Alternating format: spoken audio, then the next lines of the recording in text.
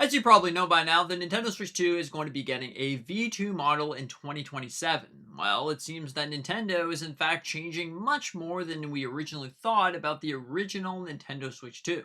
Let's get straight into it.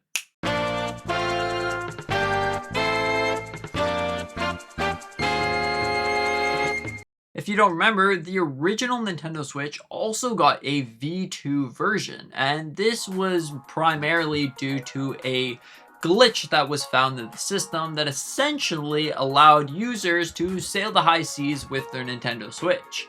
But also, it did improve a lot of other things with the system, like battery life, for example. So the original Switch had roughly 2 to 6 hours of use, and now with the V2, it went from 4 to 9 hours of use, which is definitely really cool. You also got a more efficient processor. But now we got some more confirmation that the Nintendo Switch 2 is going to have a battery replaceable thing that's going to be happening in Europe, and it's unclear if it's going to be happening everywhere else in the real world. I would honestly assume that it's happening everywhere else, but of course we could be wrong. Now, it seems this has been leaked from a Chinese store that we are going to be getting a Nintendo Switch 2 V2 with a separate screen. So, if you don't know, the Nintendo Switch 2 screen is in fact pretty bad when you compare it to other things. Like, if we look at this chart right here, standard monitors is your typical 1080p 60Hz monitor roughly has 6 milliseconds of delays. The Nintendo Switch 1 has 22 milliseconds, and the Nintendo Switch 2 has 33 milliseconds of delay.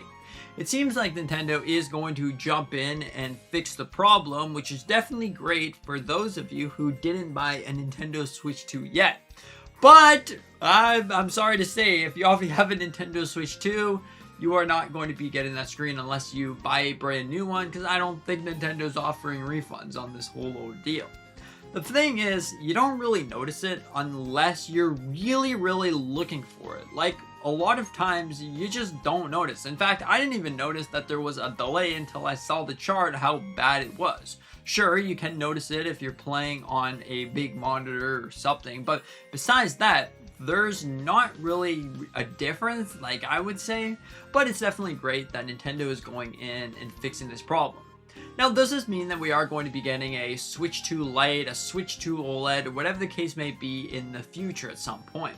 There always is that possibility. We're probably going to be getting a Switch 2 Lite and a Switch 2 OLED at some point, but if you've seen what's going on in the current industry, it's probably not going to be happening right now. If you look, the Steam Machine got unveiled, and that's going to be $1,000. The Xbox, the PlayStation keeps getting price increases and stuff. The Nintendo Switch 2, $50. Most likely going to be getting another price increase. So, yeah, it's definitely not a great time, to be honest, to play video games. You would have thought, as tech evolves, as everyone gets used to how tech works, the price would be going down. Nope, that's the complete opposite on what's going on here.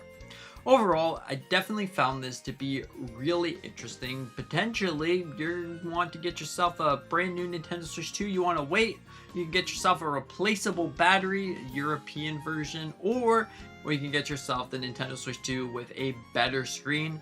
It's most likely going to be like 15 ms, I would say, instead of 33, so it cut the delay in half.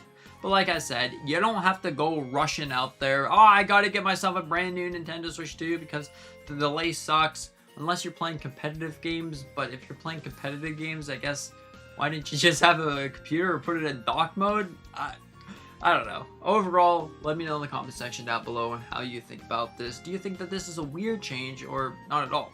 Anyways, thank you so much. See you in the next one.